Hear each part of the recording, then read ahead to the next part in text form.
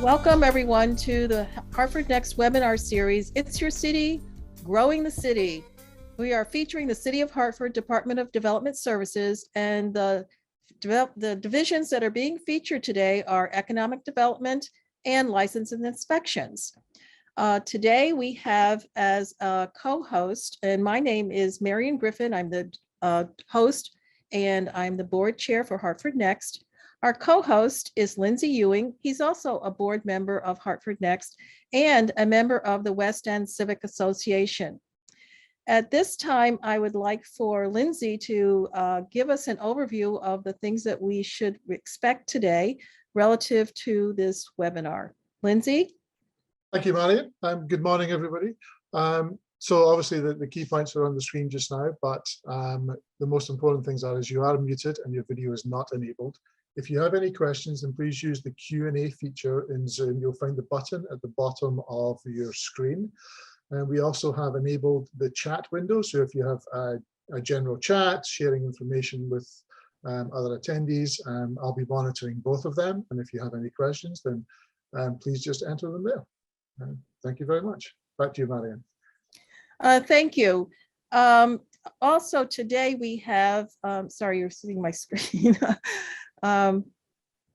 We have two interpreters with us. We have Alba and Diego, and I am going to, at this point, set them up so that you can actually hear them, and we'll take it from there. So I'm going to share my screen again.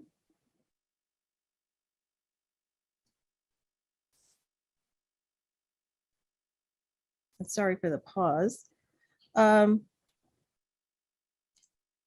So today we are welcoming you, and I would like to talk a little bit about who we are.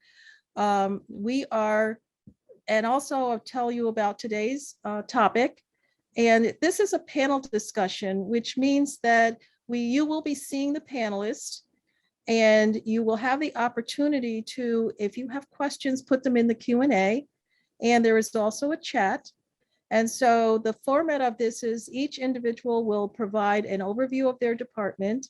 And then we have our moderator, who is Carrie Shea, and she will then ask questions of the individuals, and you will have an opportunity to have your questions asked as well. We will also be sharing with you any links that are mentioned. They should be in the chat. And also there will be a survey toward the end. So who are we? Hartford Next is the coalition of the NRZs, or neighborhood revitalization zones, and there are actually 3 in the city. And let me just stop for a minute. Lindsay, could you help the interpreters, please? Yes, I can. Thank you. And so the purpose of the NRZs is to really represent the neighborhoods and look for ways to help improve the quality of life in the neighborhoods. The mission of Hartford Next is to really be a collective voice of the Hartford residents and any stakeholders working within the community to help and strengthen and grow our community. And so we're trying to create an environment that is open and accessible and leads to creativity and innovation within the City of Hartford. Now, the Neighborhood Training Institute has been in place since the early 2000s. We sponsor seminars, workshops, and programs and informal trainings for residents and through the NRZs.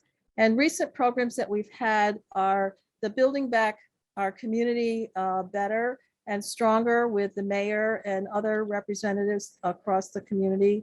We've been doing asset mapping and civic engagement and education, for instance, in terms of getting people registered to vote and following through on their civic duty. So today, again, we are featuring Department of Economic Development and License and Inspections. This is the 5th in our series. We have 3 more coming up, and I'll share that information with you at the end of our session today.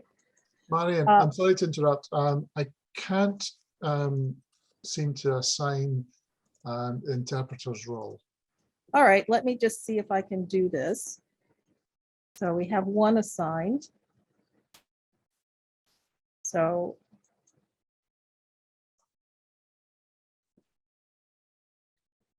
and Diego is not, I'm not able to get Diego to go, but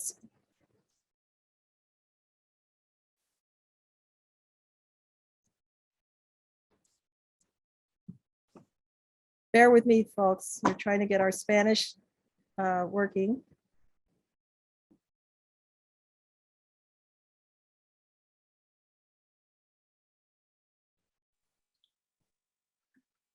So I'm supposing that's going to be there. Nope, didn't work.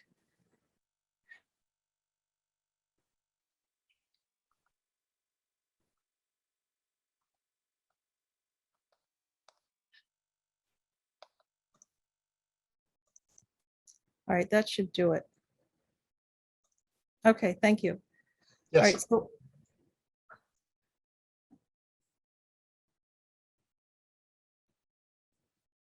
all right, so back. I'm going to share again because I'd like to tell you where we are, and let's see if I can get some of this cleaned up. Okay, so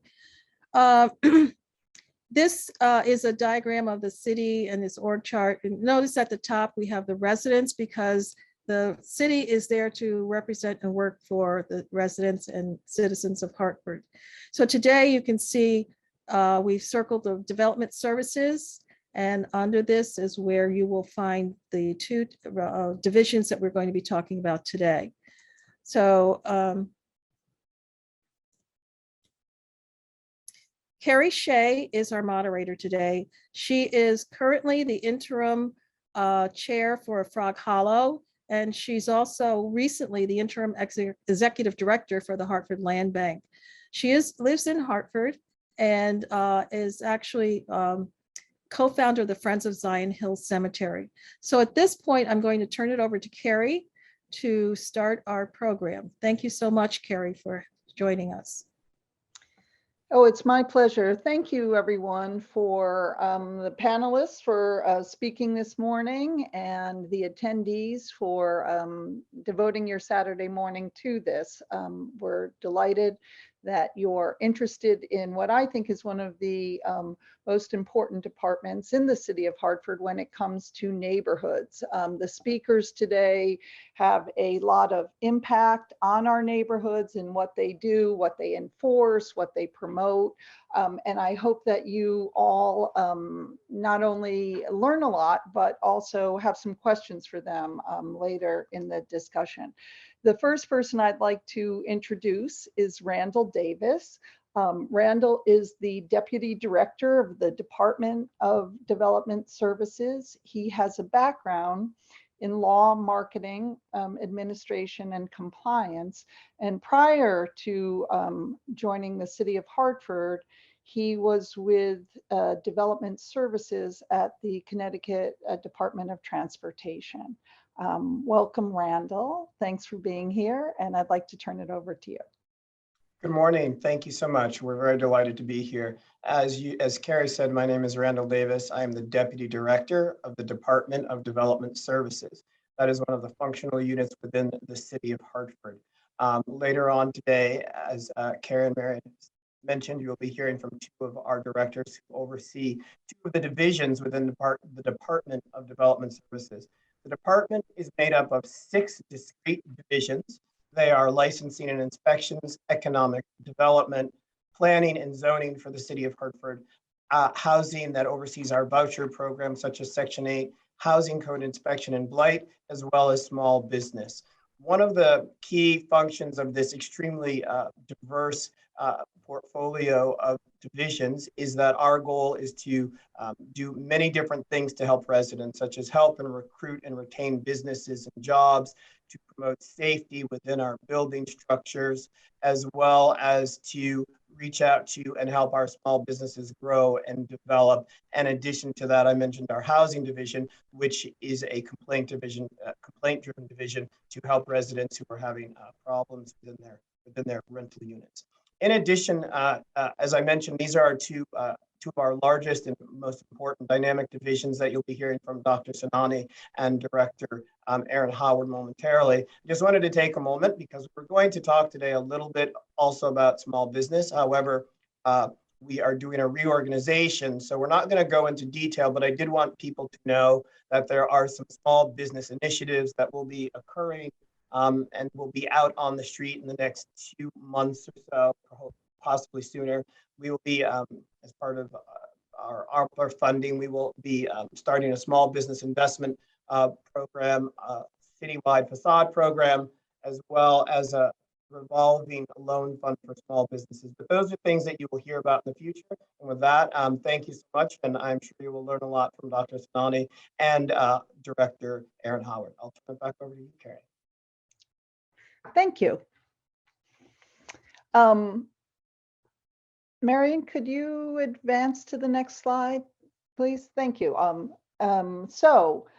Erin Howard is the director of the Division of Economic Development.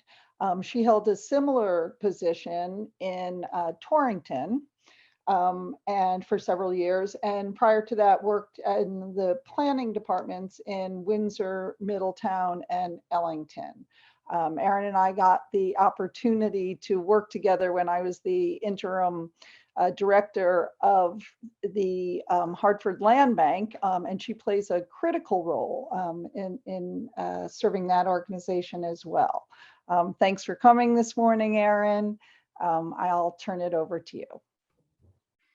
Good morning. Thank you, Carrie, and others. It's a pleasure to be here today.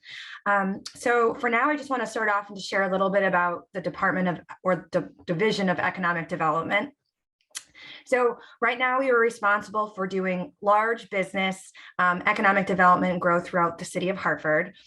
Primary goals: attracting and retaining quality businesses, helping to revitalize our neighborhoods, increasing partnerships with minority women and locally owned small businesses.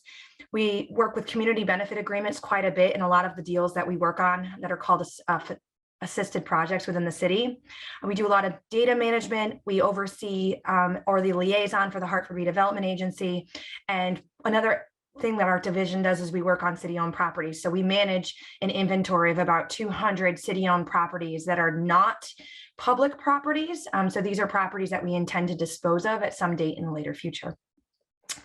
So next slide, Marion, please. Just kind of overview of my team. We have two divisions. One is the special projects team, and the other one is the business attraction strategy policy team. Under special projects, this team manages city property. As I mentioned, we have over 200 properties. We do a lot of project and contract management. This team facilitates big projects that are city assisted, such as the Dono Downtown North Crossing or the Park and Main projects. They also work on things like the most recent, the Hilton project, trying to work with the Hilton because that was a ground lease with the city. And we have other projects in our neighborhoods that are moving forward, such as the Arrowhead Development and Albany Woodland project, and those projects would fall under this team. On the business attraction strategy side, this team focuses more on private assisted projects. So when we have incentives to support businesses like tax fixing agreements, if there's anything to do with an enterprise corridor zone, this team works on that end of the deal making. In addition to that, we work on managing policies. So most recently, we've been doing a lot with 5G and trying to figure out what the 5G plan for the city will be. This team thinks about opportunity zones and how to attract investments into properties within the city, whether they're privately or publicly owned.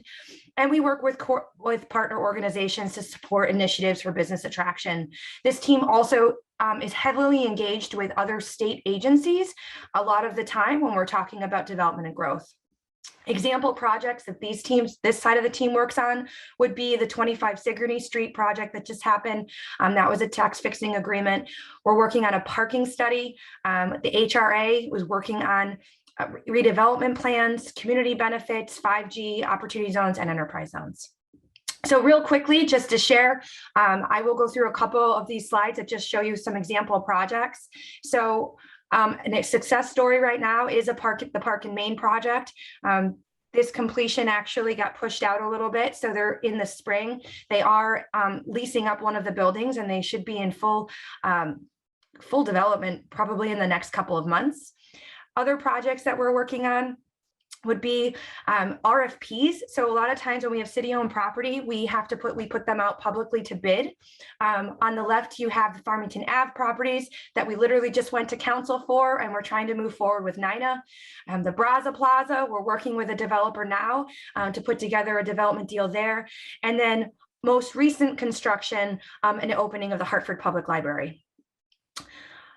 And then this last slide just talks about some of our own city facilitated projects, being again, the Hilton Hotel.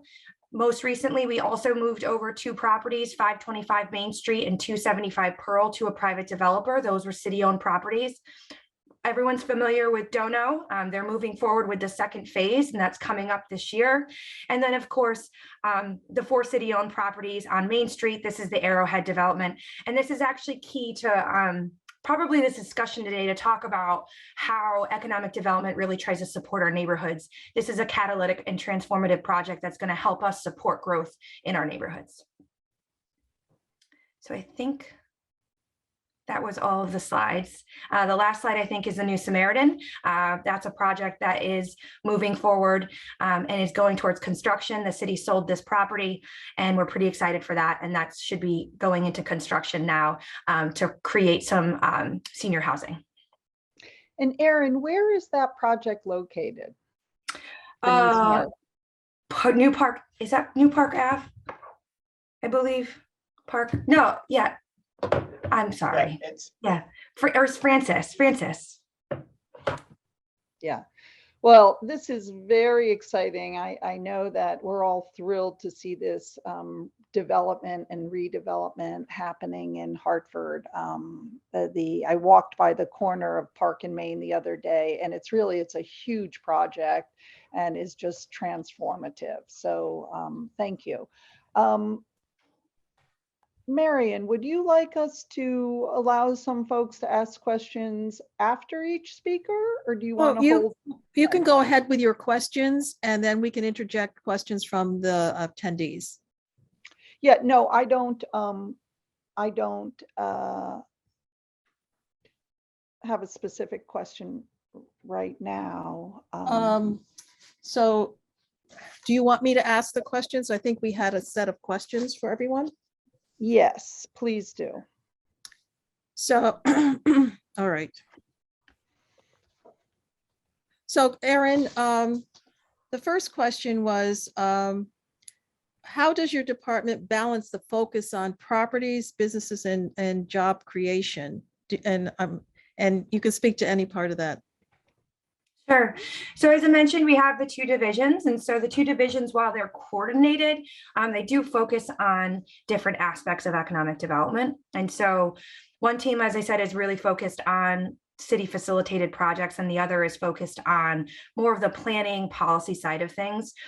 Planning and policy is where the business and job creation tends to happen, more so on that side of the team. And so honestly, over the past year, it's been really hard, and I would say since the pandemic started, to really focus on job creation. I think the city's been really focused on just preserving jobs and working with our local businesses and really trying to help everyone get through this pandemic. And so while it wasn't necessarily through our division, there was a lot of support that this team provided as it related to COVID. So if you recall, when the state shut down businesses in March of 2020, the state then put together a reopening plan for that May. And our teams had to kind of change our approach. And we came up with some programs to how to help, for instance, the planning team allow for outdoor permitting for eateries, for restaurants, because there were so many restrictions and so many protocols that were in place. And so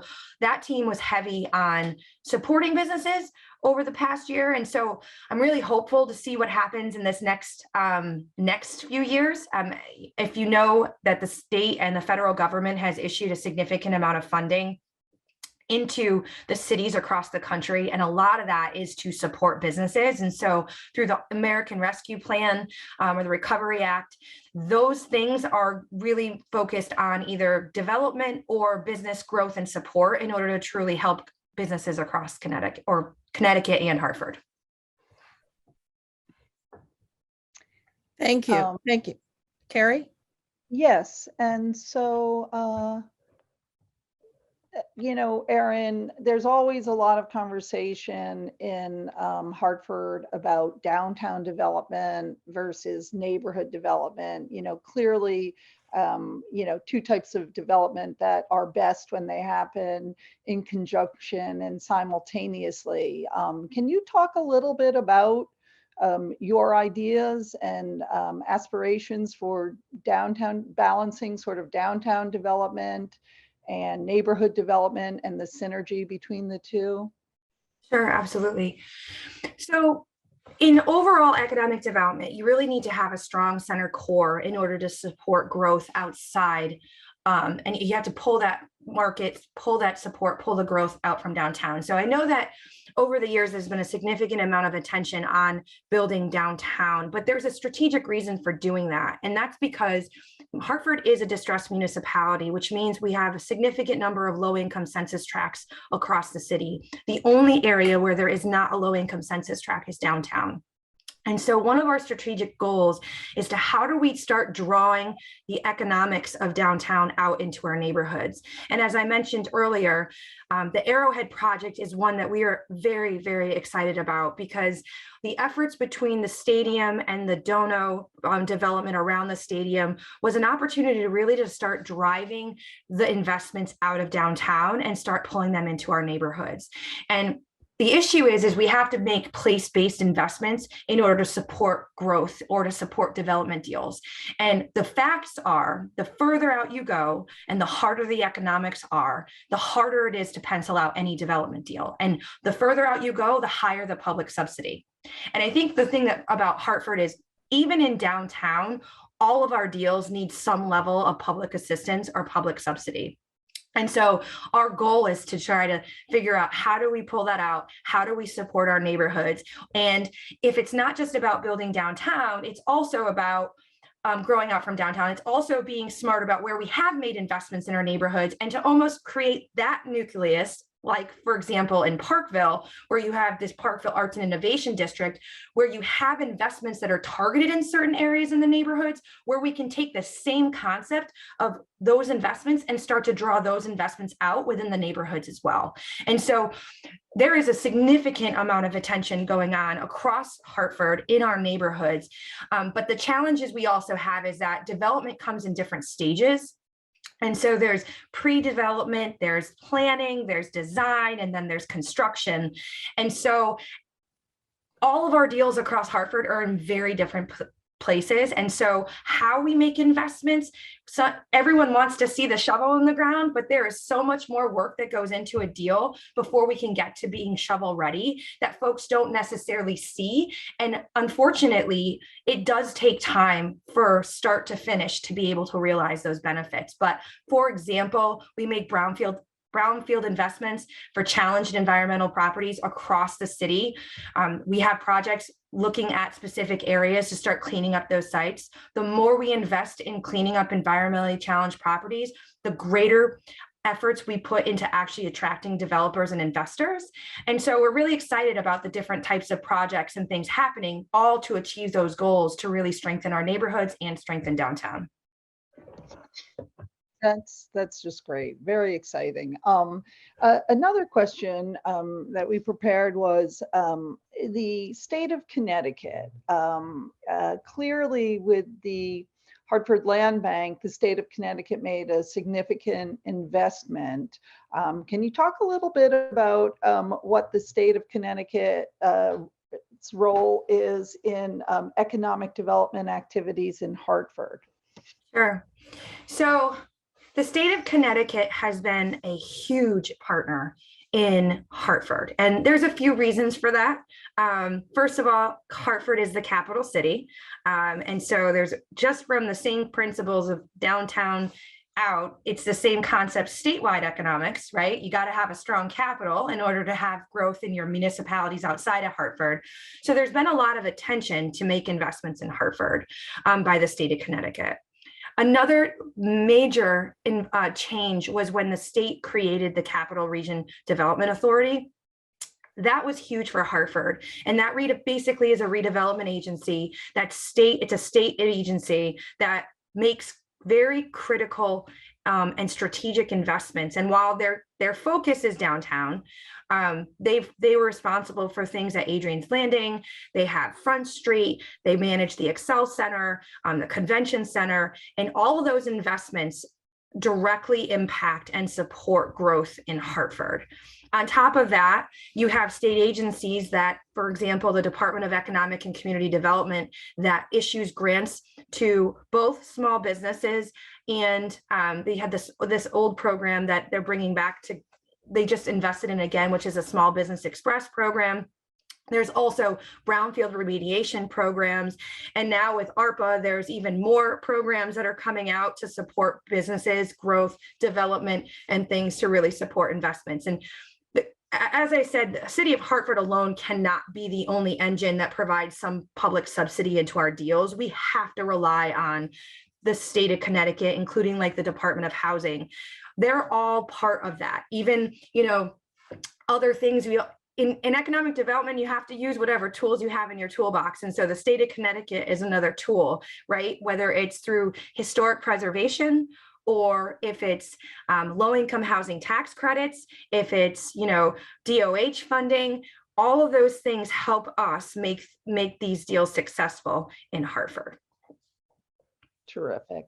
And staying with the state of Connecticut, through the Department of Economic Development, issued an RFP for an innovation corridor grant for projects in major urban areas to facilitate the creation of new jobs in data science, advanced manufacturing, insurance technology, and other high growth industries. What's Hartford's position on this grant? And have you indicated an intent to apply? And if so, how might it impact Hartford? Great, thank you. So yes, one of the few programs that the state came out with is this Innovation Corridor program, as well as the Challenge Grants. Innovation Corridor was always intended to support urban centers. And so this is a competitive, but it's really a competitive grant application through the large cities. So like Hartford, New Haven, Waterbury, Stamford, that sort of thing. Mm-hmm. The state also wants to make place-based investments in areas that are transformative, that create jobs, and supports the state's overall economic growth, not only just in Hartford and other areas, but also, state economically. How can these investments, they have a goal of creating 15,000 jobs. And so what the city did was we looked around and identified, it was Parkville that was identified as the neighborhood where there has been, over the last 25 years, a significant amount of planning and investments that have occurred that has spurred this organic growth already in that community. A lot of attention with the CT Fast Track and the CT Rail. Most recently, in the most recent city plan, the city identified 10 transformative project areas. This neighborhood was identified as a transformative project area.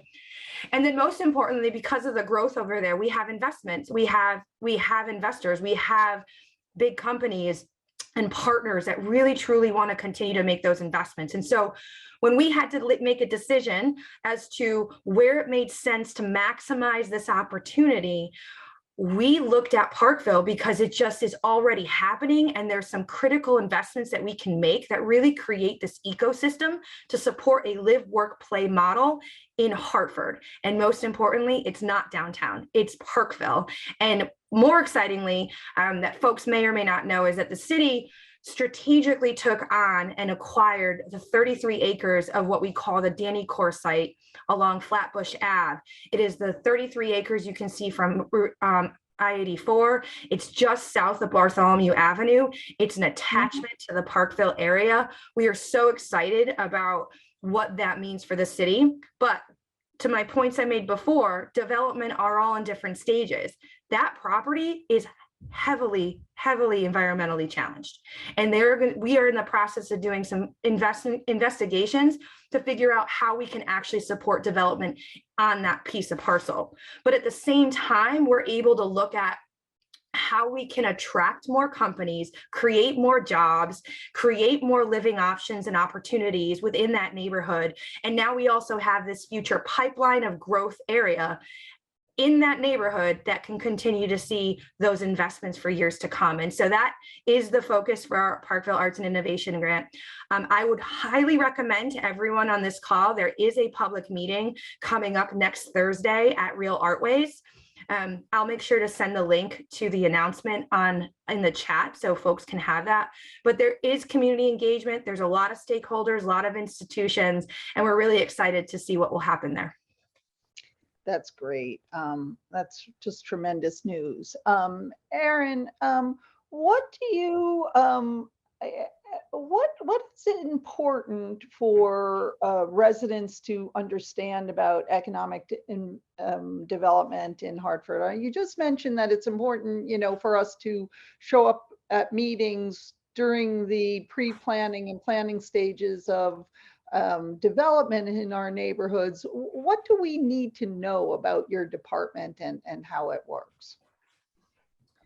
So I think the most important thing is folks need to know that economic development and putting together deals, they don't happen overnight, and they take a significant amount of time to get to start to finish. And I mean, we say years of attention and focus on projects. And so it really all depends on where you are in the development stage. And so my first thing would be is know that there are investments being made and there are strategies in how we support growth in the city, but also understand that it really all depends on where we are in that process. And that would be my first thing I would say to understand about economic development.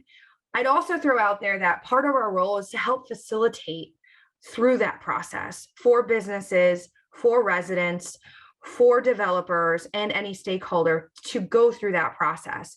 So while we're in the Department of Development Services, from a start to finish, as an example, if we have a city-owned property, we put out to RFP, we attract a developer, we work with that developer throughout the entire process. We help them put together a proposal. We help them through how they can get their financial stacks together to work. We work with them once they get their council's approvals or HRA approvals, whatever it may be.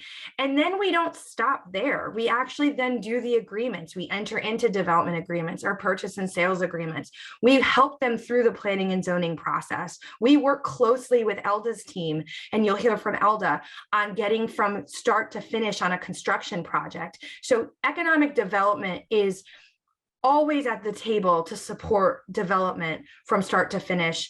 And we're here as a resource. And a lot of what we do is strategic strategy. We think through how to help make things happen. You know, one thing about me that you'll learn is that I may see a road bump, but I'm always trying to figure out how to get over it. And I'm always trying to strategically figure out how to solve for problems to be able to achieve those goals. And specifically, at the end of the day, what's in the best interest of the city.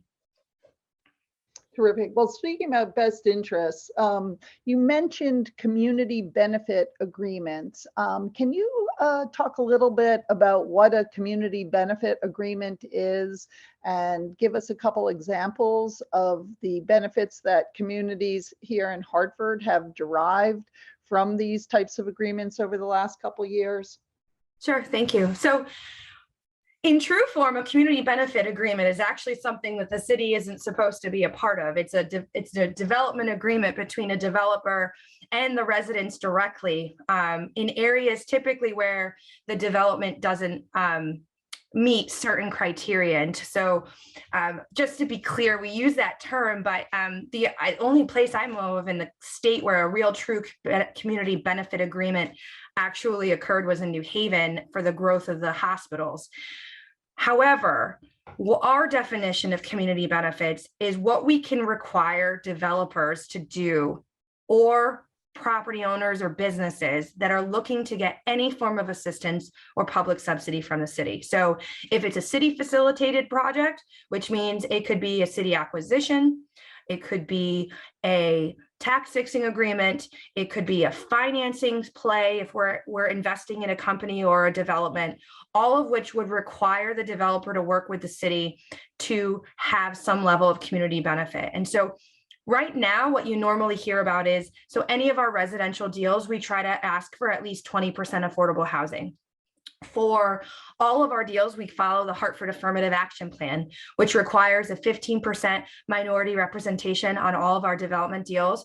But then the city also has goals to hire 30% of those workers on construction jobs be Hartford residents, and then another 15% be women trade workers on those projects. So we do require that in a lot of our deals.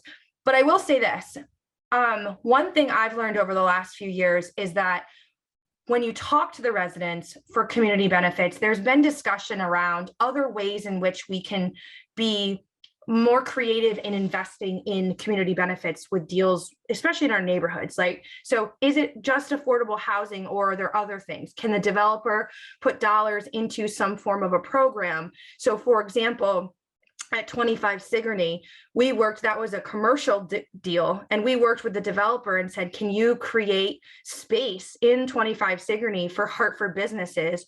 Or if you can't do that, can you put dollars into a program to help support businesses in that neighborhood? And so those are certain things that we've been thinking about. And especially in Parkville right now, as we talk about this Innovation Corridor grant, what are other forms of community benefits that are above and beyond the city's standard 15-30-15 program?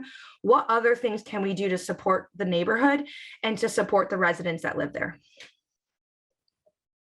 Terrific. We have another question. It's probably, I should ask it at the end, but it's so important. I want to make sure to get it in while we still have time for you. It's about metrics and analyzing progress in economic development for the city of Hartford. How in fact does the city sort of measure itself and measure the progress it's making in your area, economic development? Sure.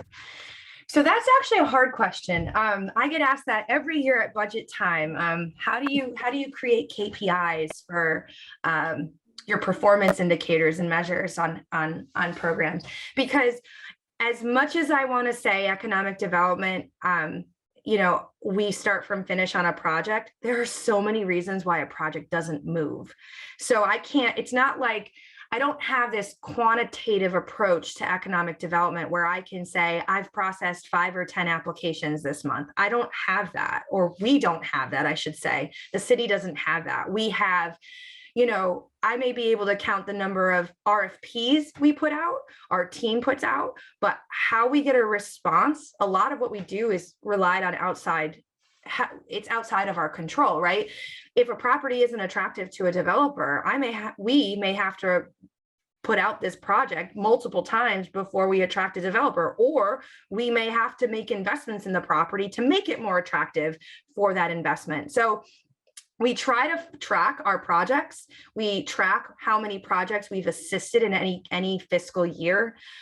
We talk through like how many tax fixing agreements did we get through council, or how many development deals got approved by council, and who actually put a shovel in the ground, and then when did that actually close, and when have we seen new construction actually open up, right? That's how we measure our success on our side of the team.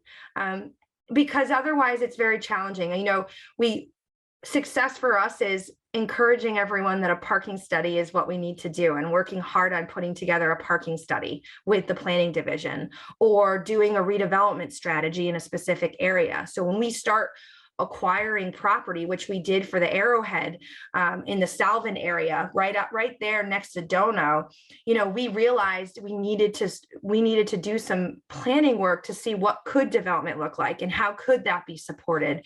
So we do things like that. It's all about trying to make investments and help move projects through the stages of development. And so we do our best to track it that way, but there's really no one good indicator of economic, at least within our division, right? I guess the best way you could look at it is the grand list every year. How well does the grand list do as it relates to adding new assessed value to the city, right? Truthfully, I don't want to steal Elda's thunder, but I think Elda has a better way to define metrics for growth in the city because of the role that she plays with licensing and inspection. So those are other indicators that we can look at for growth within the city. And I'd just like to add something to Erin's point. She made it. I agree with everything that she said. As we mentioned at the top of this department is comprised of 6 divisions. And although they have very specific functions, they work integrally together. So a lot of the stuff that Erin talked about that she initiates, there might be other departments that have to come in and do pieces of it, whether it's our housing department or Elda's department or the planning department, that ultimately, and as Erin said, for instance, a parking study may lead to some implementable things that are tracked in other areas within our overall department. So there's a lot of work that gets done, and her work is vitally and strategically important. Thanks, Randall, for that clarification. Erin, here's a question that's near and dear to my heart.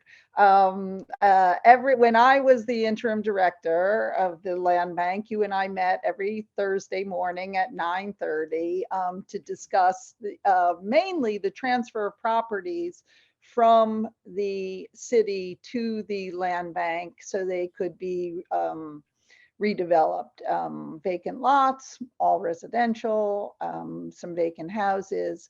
Talk to us, if you will, about managing city-owned properties and how the city is going about disposing of them for redevelopment. Sure. So one of the things we're trying to do right now is actually get a better handle on all of our properties that we have in our current inventory. So we have, as I said, the city owns a significant amount of land in the city, but as it relates to economic development or the city facilitated projects, it's about 200 plus properties that we manage in our portfolio. Right now, what we've been trying to do is, again, it's all about where those properties fall and what condition they're in and which ones are attractive for development. So we're actually working on putting together a program, more of a resource tool for the division to better have a better understanding at our fingertips what's going on with all of our properties. We have taken properties in tax deed sales. We take properties via tax or blight foreclosure. There's usually decisions that are made at the time when to take these properties and why to take these properties. And so some of them we will hold on to for future development opportunities. For example, if we have a property that is in one of the city's 10 transformative project areas, we'll consider holding on to that because it will pose some future economic growth or opportunity. But we try not to do that too often. We ultimately want to get properties back into the as a tax producing property. And so when we can, we will put these properties out quickly to bid to an RFP process. And other times, if we have adjacent property owners or developers that have expressed, or property owners, what have you, that express interest, we do try to work with them directly on disposing city property. Most recently, and we should share that the city, and related back to you, Carrie, is that the city in 2017 revised its blight codes and property maintenance code to really start focusing on requiring property owners to take better care of their properties and to really have an enforcement arm against blight across the city. For the first few years, we did a really good job working directly with vacant and underutilized properties, and this team was very successful in addressing blighted conditions. But recently what's been happening is there's this move to really go after the bad actors and start going after blight liens, and actually foreclosing on blighted properties that are just not moving, because at the end of the day, those properties have a significant impact on our neighborhoods. They attract crime. It's a nuisance property. There's so many things that when the city becomes an actor, it makes sense for us to get involved. And one way to do that is to actually start taking property. And so we are actually aggressively trying to do that. COVID kind of just really slowed everybody down with that effort. But recently we've started to see some of those efforts to come to fruition. And our goal is to, as soon as we get these properties, stabilize them as best as we can, identify who the end user is. Is it the land bank? Is it another one of our partners, being NINA, SINA, or Habitat when it relates to residential? Or is it a property that we want to hold on to for future development? Or is it a property that has significant environmental issues that requires us to hold on to it for a while to kind of do and explore what those unknowns are? So we're actually really trying to work through that right now. And I think you're going to see more movement as it relates to city-owned properties over the next year or so. But again, COVID did not help anyone. And so it's put us in a bit of a position. But again, things have gotten a lot better and we're moving forward to moving properties. That's terrific. And just so everyone knows, from a metrics point of view, of the properties that were transferred in the past by the city to the land bank, 4 of them that have been sold are all in construction and being rehabbed now, and will probably be ready for occupancy within the next couple months, all being rebuilt by minority contractors from the region. And these were buildings that I think a lot of folks would have looked at and said, let's tear this down. Challenging neighborhood, really challenging building. And in fact, they sold for good prices and are being redeveloped without subsidy. So yeah, go Hartford. Carrie, if you don't mind, I would actually just share with you to relate back to your question about community benefits. So with the Hartford Land Bank, one of the cool things about us disposing property to the land bank is the land bank in its own creation and what they do. It's all about supporting local contractors and minority developers. And we're in the process of actually transferring more property to the land bank. It'll actually be on the next council's next council packet resolution. And in that, you'll see a relationship that's been created between the land bank and the city to really truly encourage that we support our residents, we support our local developers and our minority contractors. And so that's another way where the city doesn't have to, if we move quickly to dispose to the land bank, we know that the land bank is going to achieve this very same goals that we hope to do in any of our other dispositions across the city. So we're excited for that. That's terrific. Good point. We have a question that came in from one of the participants, or one of the people who's participating on the call, and it's a good one. It's this person asks, how successful have we been in encouraging established professionals as well as young professionals moving into the city and living downtown to support downtown businesses? And how did COVID-19 affect Hartford's progress on these areas? Great question. I'd start off and tell you that if we didn't make the investments in downtown that have been made by CRDA to support housing over the last 8 years or 10 years, downtown would have had a more catastrophic response to COVID than it did. And it's already catastrophic, I will admit that. Hartford's business community, we're heavy on office space, travelers, huge companies that had brought a significant amount of folks into downtown on a day-to-day basis. When COVID hit, that remote work from home really, really impacted downtown, like significantly. And we're very lucky to have had some level of housing downtown that, while it didn't solve the problem, it offset some of that pain that was created from COVID. On the flip side, the city and the state have really truly invested in attracting this live, work, play model. And I thank Aaron for asking the question, because he knows I'm pretty passionate about, today it's not just about having a job, it's about where you live, and it's having access. And so our generation and younger, it's about being in a place that's vibrant and has attractions and activity. And so what you'll see is the city has been making very strong investments and wants to support things like the convention center and the Excel Center. And the reasons for that is because we're trying to create a vibrant city. We're trying to create this space to convince younger generations that they don't need to go to Boston or New York anymore. They can have all of that in Hartford, whether it's downtown or, as I said before, we're trying to create that same ecosystem in Parkville. And that's what we're looking for. It's you don't no longer just have to pick up and move to find a job. Now with remote work and all of that, where we live is just as important. And so investing in our communities, creating more housing options and choices that meet the demographic needs. Rental housing right now, younger generations don't want to own houses yet. So they're actually purchasing at a much later date than ever before. And so we need to create the spaces for them. And an indicator of that is that our housing downtown, even through COVID, has been anywhere between 96 to 97% vacancy, like non-vacancy, like they're booked up. Even developments that opened up in the middle of COVID, I believe Spectra, Pearl Street, that building has seen successes and is almost fully rented up even during this pandemic, because the model that they created in their building was amenity driven.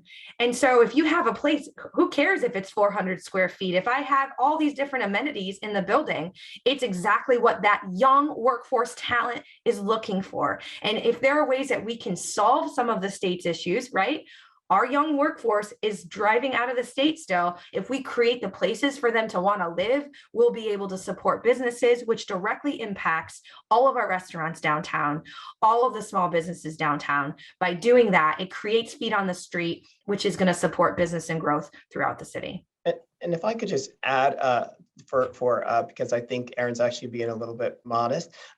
So she's absolutely right in everything that she said, and there have been approximately 1,500 to 1,800 units created downtown, but Erin is actually working strategically with the CRDA on 55 Elm, which is yet another project which will come online in the next few years, and she's done a tremendous amount of work there, which is supporting additional housing units that she's talked about.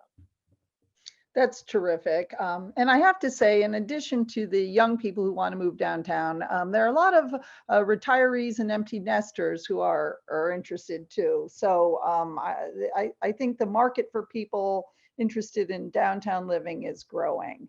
So Erin, thanks so much. We want to now move on to Dr. Elda Sinani.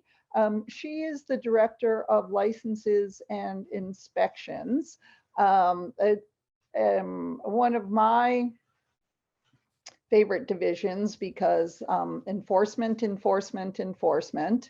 And Elda has a background in law and public policy, and she is a visiting assistant professor in addition to her work with the city in public policy at Trinity College here in the Frog Hollow neighborhood. Elda, welcome, and thank you very much for making time this morning to speak with us. Good morning, everyone. Good morning, Hartford. Thank you to this wonderful organization for inviting me and talking today about license and inspection and sharing some information, what license and inspection does. And while we are not all about projects that Erin spoke about, because she brings a project to us, we are, as Carrie said, about enforcement. So if our vision in license and inspection is we are all about building safety in Hartford by enforcing code compliance, which is the state building code and municipal building code, and governing this construction, new buildings and existing structure. While in our department, I can just share some numbers, like during the fiscal year 2021, License and Inspection Division has issued more than 4,095 permits, We conducted, because we had a full building team inspectors, more than 14,000 inspections. And we brought to the city of Hartford over $8.4 million in the city revenues, because of the construction value that happened in the city of Hartford was 330 plus million. Just if we focus here, we can see that how much construction value of the project is happening in Hartford. And this is not only helping or giving us an overview of bringing more revenues in the city of Hartford, but as well showing that construction continued during even COVID more than the previous years. And if we go in the next slide, we're going to share how many units I do have in the license and inspection division, which we have the administration division, which are administrative team of 6 employee administrative assistant and supervisor of license and permits, which we make sure that the division runs in a fiscally accountable manner. We take all the payments, and we respond to all the permit applicants that they apply for permits in the building permits in the city of Hartford. So that is the administration team. And then we have the building and trades team, which is the building inspectors composed by the chief building and official for the city of Hartford and 8 inspectors. This is the inspectors who enforce the building code when they go outside and making sure that the applicants that they applied for the building permits are really making the appropriate construction and are issuing a notice of violation in case of the work it's not going for the plans that they submitted, or if they issue a notice of violation if they see that the work is without permit, happening without permit in the city of Hartford. Also, we have the licenses. Usually, some residents might confuse the license and inspection department as a state licensing department. But actually, in our department, we issue licenses, for example, for commercial parking lot, vending, pawnbroker, some rental licensing, rooming house, extended hour licenses, and food vendor licenses. And those are in collaboration with other division, which is planning and zoning division and health department and fire department. So we work really close with the other departments in the city to really enforce, the building code. So we have also, on this slide, I just prepared this slide from July 1st, 2021 to December 31st, 2021, which is just how many permit applications we received in the Department of License and Inspection, which was 1,984. Now, certificate of occupancy, we issued 8. This means that 8 projects were completed during this time period, which I listed the projects, which was the renovation of 2nd and 3rd floor to make 10 units. This is when we know that the project is completed. This is when we know that this is fully completed and compliant with the codes, and it's like ribbon cutting ready. And we have also 34 TCOs, which are temporary or certificate of occupancy issued during this time period, which I didn't mention here, but which are just one step. We're waiting probably for the final statement of actual cost or for final documents to be completed. So pretty much there are 42 projects completed during this period in the city of Hartford. So we issued the permit 2,208. As you may see, the number of permit issued is higher than number of permit application received, because there were more permit application from the previous fiscal year that were reviewed by our permit review plan examiners. Number of customers, if you may see there, it's like more than 6,000 customers, means the phone calls, applications received, or emails received. And why we decided to capture this number, just to show how many residents we help in the license and inspection, and how much time the administrative assistant, which I have a great team there, spent to educate, the residents or the applicants regarding the license and inspection permit application or inspection requests, or any question that they have. Usually we respond even the question that they have, because they, as I said before, they think that we are a licensing department for all the businesses in the state of Connecticut, because the number comes up. If you may see here, it's the building inspection. We performed 5,000 building inspection in the city of Hartford.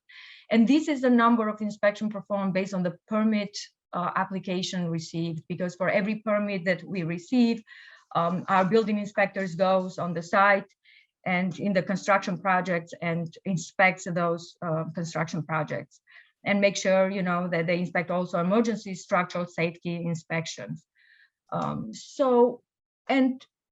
We have brought the revenue numbers are over $3 million for those 5-month period.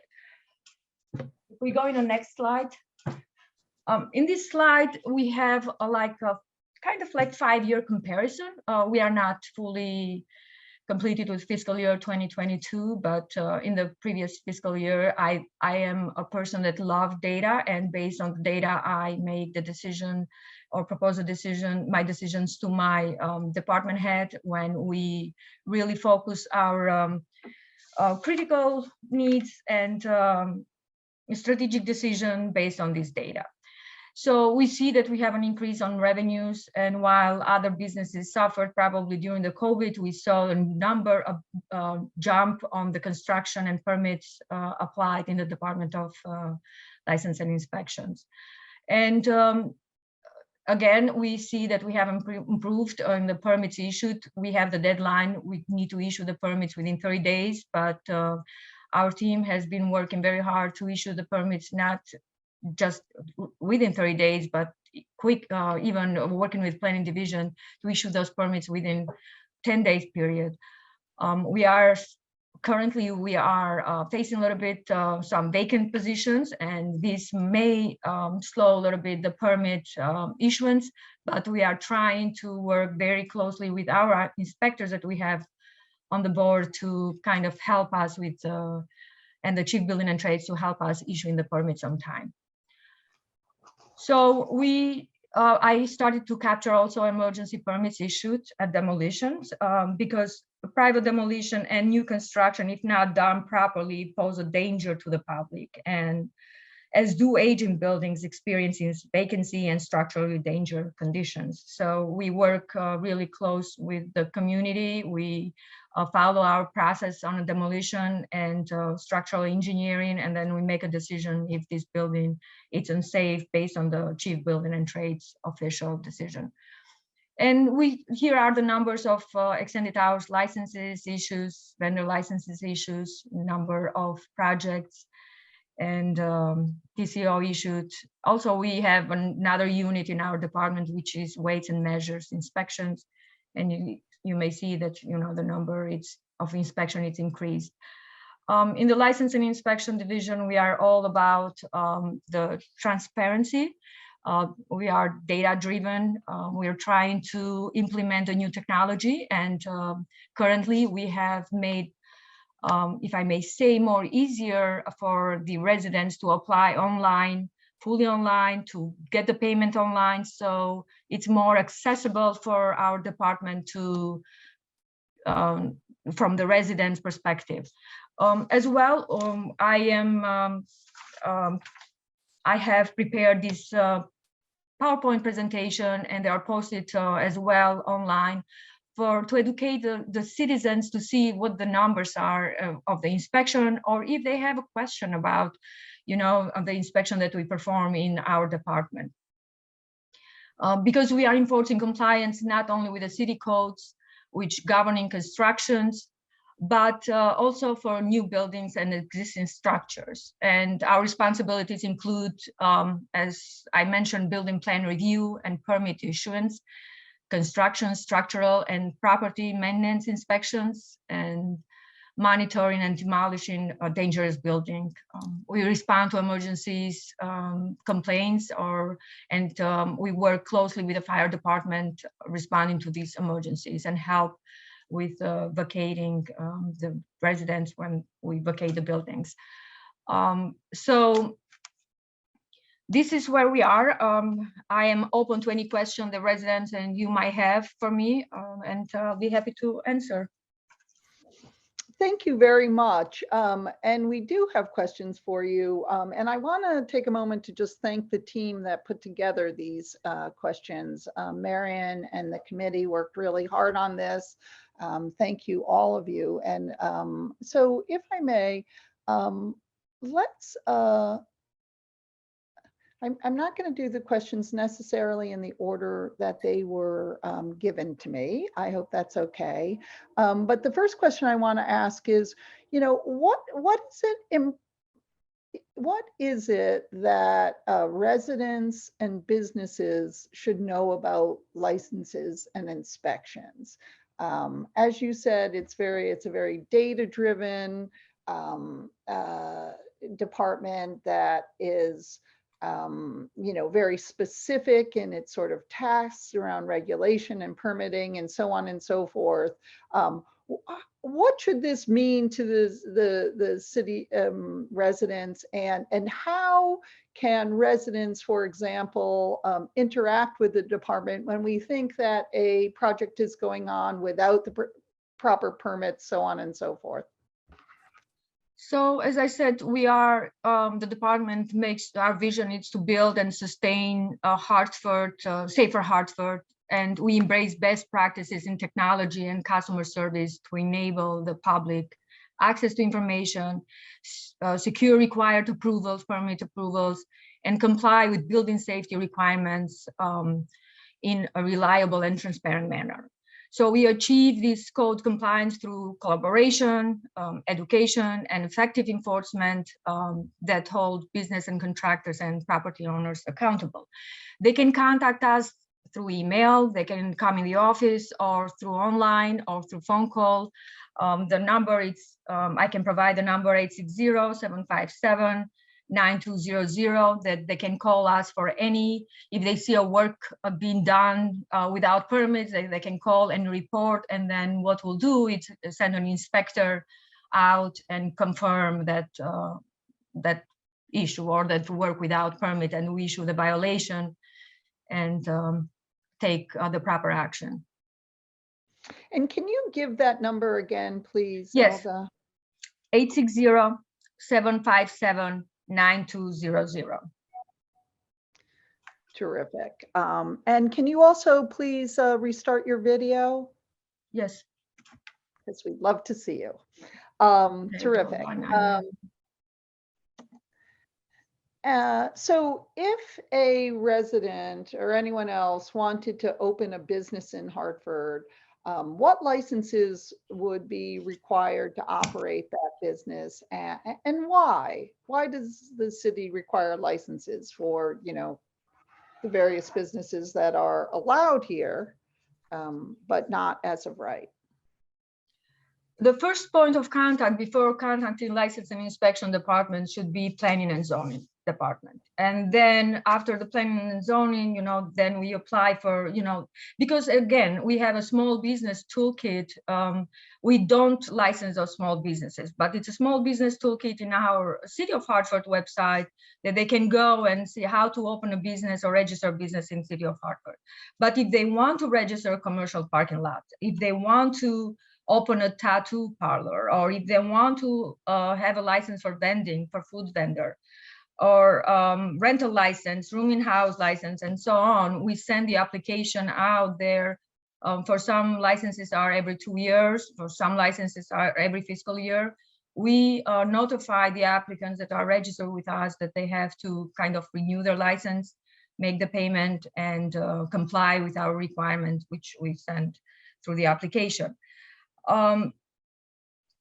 So usually, you know, in the application, it's the name of the business, the physical address, the business owner's name, their full information, the description of the business, the location, the site plan. So these are the things that we ask, you know, as part of application process. Can I add something to that, Elda? Yes. So, because the question you asked, Carrie, is kind of broad because it really depends on what kind of business, and Elda hit it right on the head, because they may have to apply for licenses outside of the city itself, which may be different from the actual zoning. So you might actually have to have a license from the state for certain types of businesses. So it really depends, but Elda was 100% right. There's a toolkit to help direct people to get those things so that when they get here, they have at least some of the things that they need. And then to her point, they may need licenses specifically from the city if it's a license that the city, issue. Terrific. Thank you for that, Randall. Back to the issue of compliance. I sit on the Historic Preservation Commission, and we have a very well-defined set of rules and regulations and what people should be doing in the city, and it's all been codified by law. But we have a really hard time enforcing it. The Department of Planning and Zoning only has 3 inspectors for the entire city. And I believe that the head of Planning and Zoning said recently that in any given month, they'll have over 200 violations that they're looking into. What is your process at LNI for monitoring compliance with licenses and permits, and what % of staff time is dedicated to monitoring and inspections? Okay, thank you for this question. So once the permit application are received, they are reviewed by our plan examiners for compliance with the relevant building and trade codes. And after we issue that permit, the permit holders are advised to contact our inspectors to schedule an appointment or inspection. And then building inspectors perform inspection to ensure that the work has been done in accordance with the permit that was issued, and verify that work complies with the appropriate building code. In case they are not in compliance, the notice, we gave them the timeline, like in 30 days they need to comply, and if not, we follow up with another inspection. And if so, it's the building official who monitors the compliance with the building codes and the violation. If they are not in compliance, then we forward those complaints to the state, usually state prosecutor's office for non-compliance. Usually we work with the general contractors and the construction managers to comply with these violations, because we want to educate, but also them to comply with the code. Right now, I'm going to be honest, we are facing 5 vacancies in the building and trade team, because some of the building inspectors went on other towns for growth and opportunity. But and we are left only with the 3 building inspectors, but we are doing our best for the whole city of Hartford, our best to recruit and fill those vacancies.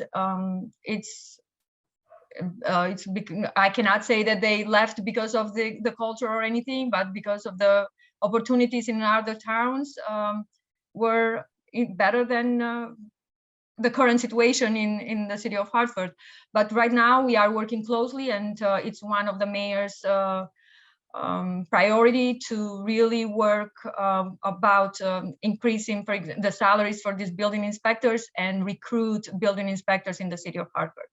So anybody that is willing to work for the city of Hartford License and Inspection Division, it's welcome. We have 5 vacancies. If they have an electrical or HVAC or a construction experience more than 10 years, they are willing to apply, and we'll work with them to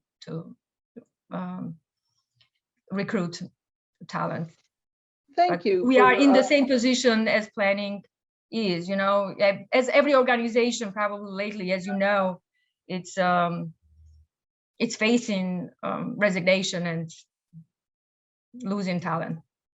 Yeah. The construction trades, we've really underinvested in them as a nation, and for decades now, and we're suffering as a result. Elda, unfortunately, we only have 12 more minutes, so I want to make sure that we get through a lot of these questions. I have 1, 2, 3, 4, 5 more questions. If a resident or tenant had well, I guess this is again about compliance, but if a resident or tenant had a complaint about a property related to the safety or other issues, such as quality of the living environment, who would they contact? And you've given us that information, but I guess the question really is, what is the process for confirming that there actually is a valid complaint or violation? And I think as importantly, how does the public know, you're the person who submitted the complaint, know that the complaint has been addressed? Sometimes 311 feels like a black hole that we send our complaints into, and there's an initial response, but then we don't really know what the final outcome is. I'm surprised that you say the 311 because we have a really great relationship with the 311, and they have been working very closely with our department, with my department on building side and with housing code department. Usually the residential calls 311 or 757-9311 and register the complaint there. And usually the 311, they are very good contacting us immediately with a case number, and we register that case number in our system, which is the EnerGov system. We have an administrative assistant dedicated to all the complaints that we receive on a daily basis. And we assign that complaints immediately to the inspector of that area. And we said, okay, please inspect this complaint, verify the complaint, and we get back to the complainant with the result, either violation found or not found. So again, I encourage residents to call 311 or call our main line, 757-9200 for any complaint that they have, and or they can call me directly, 757-9235, and we will be able to respond to any complaints that they have. That's good. And I agree that 311 is very good initially at responding. I think it's just the very tail end, you know, was the action taken? Was the violation corrected? That's where we drop off sometimes.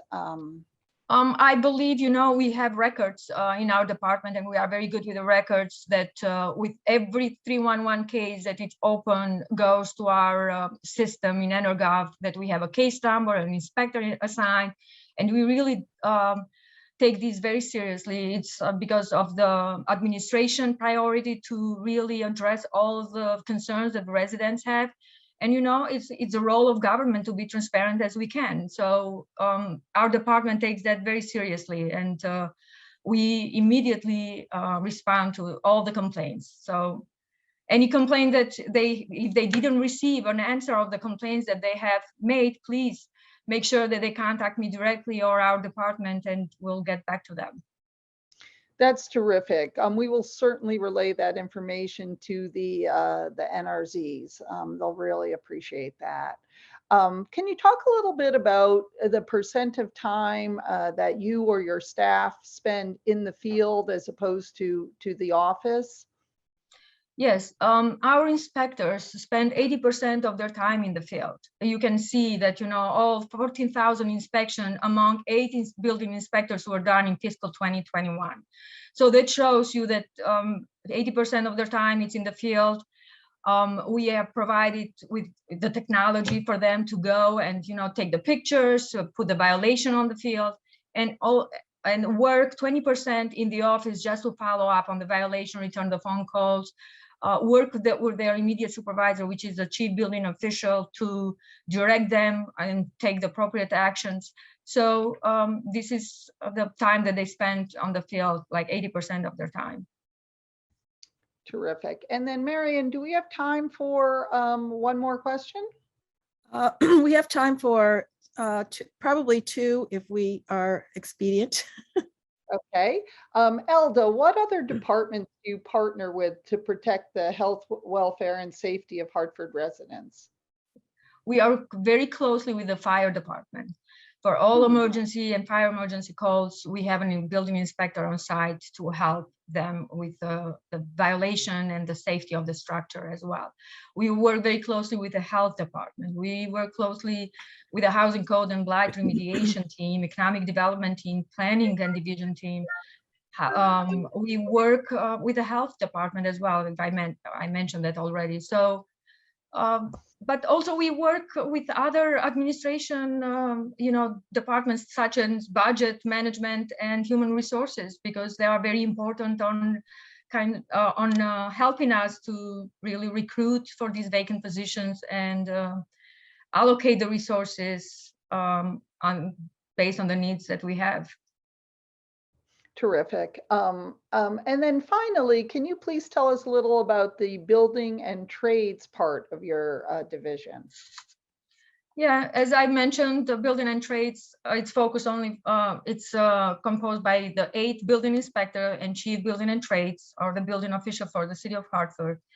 And again, their focus is performing the inspection based on the permit applications received, issuing the notice of violation, following on those violations, making sure that the work is done with permits in the city of Hartford, and making sure that every construction work that is being performed in the city, it's in compliance with the building code, state building code, international building code, and municipal code. They are the code enforcement officers, building code enforcement officers, if you may say. Terrific. Well, thank you very much to you. And Carrie, we do have time for one more question. I think number 5. How does L&I identify and address the multifamily properties that are not properly permitted for the number of units in use? For example, a 3-family that is permitted as a 2-family, yet is being assessed for tax purposes as a 3-family. I know that's a little license and inspections can only identify properties that are reported by the occupant. Housing code enforcement inspector perform the initial inspections usually to verify the illegal occupancy, which is under housing code and building blight remediation team. And then they contact building and trades inspector and the zoning enforcement officer to confirm, if what is legal occupancy or not. And they go and perform an inspection, and then we take appropriate action to vacate or issue a notice of violation for illegal occupancy. Thank you. And I want to say thank you. I live in the Frog Hollow neighborhood, and most of the building, 98% of the people who live in Frog Hollow are renters, which means that, the overwhelming majority of people in Frog Hollow are living in buildings that are owned by people other than themselves. And a lot of our landlords are out of town landlords. And are quite frankly absent from the scene. And we really, we see a lot of work going on without permits.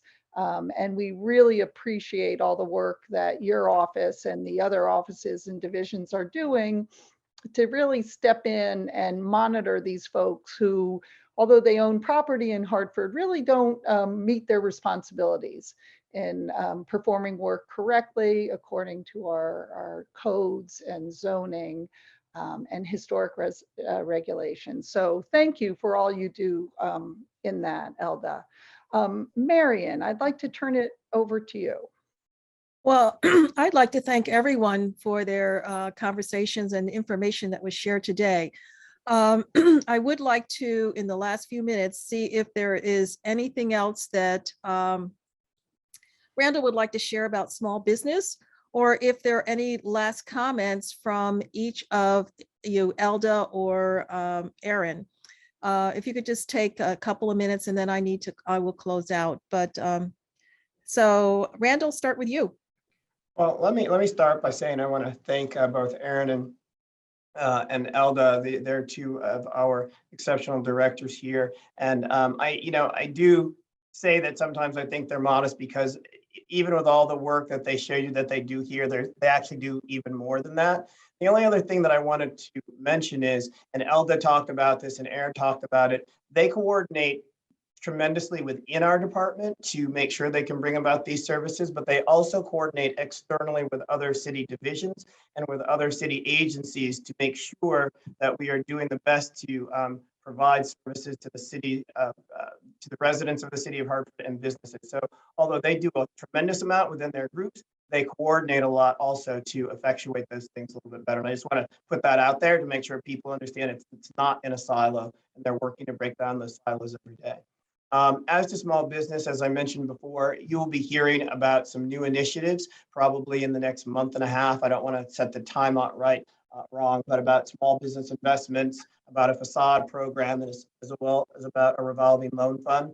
I will mention there's a program that Aaron was very strategic in helping put together in collaboration with the Chamber of Commerce, which is the Heartland program, but I'll let her mention that if she wants to in her closing remarks. That's a great program that the city was integrally involved in helping to bring about. So with that, I will leave it to Aaron and Howard to make, to Aaron and Elder to make any closing comments they'd like. Thank you again, everyone. Okay, either one of you can jump in quickly and just a couple of. Go Okay, ahead. I just want to say thank you for Marianne for inviting me and our team together today here to share some information with residents of Hartford, and also for them to have our information if they see any work without permit, or if they have any question about the building inspectors or permit application or anything regarding licensing inspection, to contact our office or contact me directly with any question they may have, and we'll be happy to respond and assist them in their inquiry. But as well, we aim for a safe Hartford. We know that we have an aging housing structures here in Hartford, but we are dedicated to our team. It's especially my team. I have a really great team that is dedicated to help and work with in collaboration with the citizens of Hartford and every Thank you. NRC. Thank you, Erin. Awesome. Well, I'm going to share the same comments. Thank you so much for this time to share a little bit more about economic development. A lot of what we do is kind of in the background, to be honest, because it takes so long to do things that folks don't realize or know really truly what the economic development team is doing on a day-to-day basis. So like Elda, we have a great team at TDS with economic development too, and a lot of hard workers, and we're here. If there's any ever questions or concerns, just reach out, and I'm happy to answer any questions that you all may have. So thank you. All right, well, thank you all. And in closing, let me just reiterate a few things. I'm going to share my screen again and see if I can get this up and running here.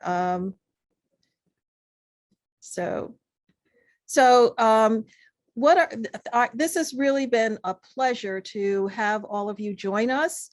But what we would like you to do is to take a survey. There will be a survey that comes out that will be sent to each of you. We would like for you to complete it. It helps us to improve our webinars. Again, a video of this program will be available. We will have it on our website. Probably it'll take us a little bit, but we'll get it on the website. HPA-TV will also be showing it as well. And we do have 3 others coming up. The February 19th is our health and well-being and quality of life.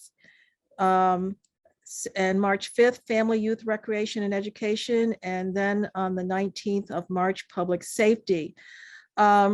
So the information, these slides will be made available. They are on our website for you to, anyone who want to pick them up. I would like to say to you that, again, the NRZs, if you're not a member of your NRZ, look it up on our website and do join and participate, help your community.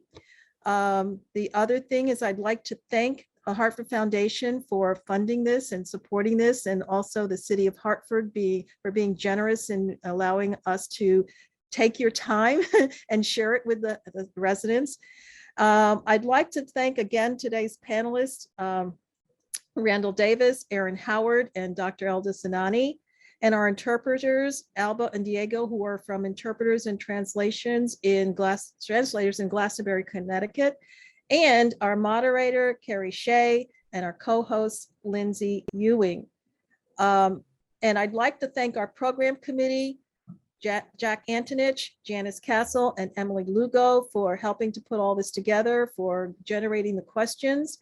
And we'd like to thank you for your continued engagement in Hartford and for the benefit of Hartford. And if you have not signed up for our newsletter, please sign up. You can go to www.hartfordnext.org and contact us. It's on our website. We thank you so much for joining us. And please enjoy the rest of the day. If you have any questions, do not hesitate to reach out to Aaron's department, Elda's department, or even our dear Randall, the Deputy Director of Department of Development Services. So again, thank you so much. And we look forward to you joining us at our next sessions.